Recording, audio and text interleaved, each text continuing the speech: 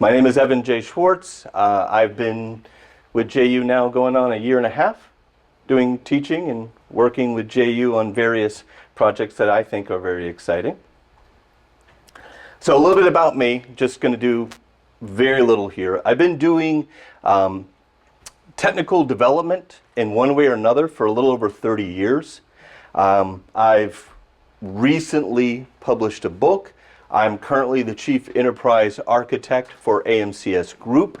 My role is developing and making sure that we're robust, scalable, maintenanceable for a solution that serves 80 countries around the world. We're headquartered in Limerick, Ireland. We have headquarters in the United States in Boston, and we also have various headquarters of departments all over the world across these 80 countries that we serve. I'm very passionate about technology, and as the evolution of AI reached what I consider as its peak, AI may have been sort of came of age about a year and a half to 2 years ago. It's been on the radar of technologists, I would say, for the better part of 5 decades or more in some capacity or another. Like all good technologists, I started in the gaming industry. So I began developing my first applications when I was 13. By the time I was 16, I pretended I was 18, started a company called Lacath Industries. Some of you are old enough, at least have the same kind of gray hair I have of knowing what a bulletin board system is. Before internet, dial-up BBSs, so that's what I did.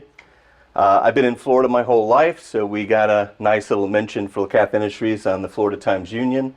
Back in the days where a bulletin board system was text, we pretended that ANSI was graphics, but it wasn't. And what Lacath did was actually bring graphics and what I would consider my first foray into AI, which was really just augmented machine learning, tree-based decisions for strategy. I built chess games and a variety of other things that were all algorithm-based, but nothing that you would really identify as AI today. Roll ahead, and the internet showed up and put a bullet in the head of bulletin board systems. We had 200 worldwide. By 1995, the internet showed up. By 1996, we had less than 50,000, most of which were outside the US. Killed a company. My company. So I went and followed the revenue into the internet, brought my gaming knowledge there, and it opened up an entirely new field of opportunities until I realized that I didn't have the revenue to compete with the big gaming industries on the internet, and I ran to business applications. I found that business applications were woefully designed.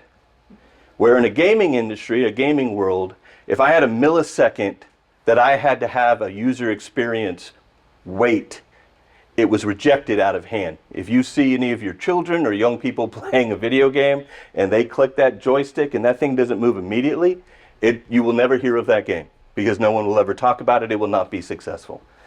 So I brought that kind of acumen and awareness of user experience into the business world, along with automation, efficiencies, all the things that we had to do in the gaming industry that pushed the limits on every piece of your computer, whether it was audio. At the time, we take for granted today.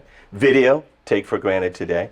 I was building apps at a time that 16 colors was absolutely top-end, high-res. You would laugh at that today. So the business world wasn't ready. It was still a largely prompt-driven. We called them green screens. You may never even seen one. So I've been through that journey all the way through to the white-knuckling of a mouse.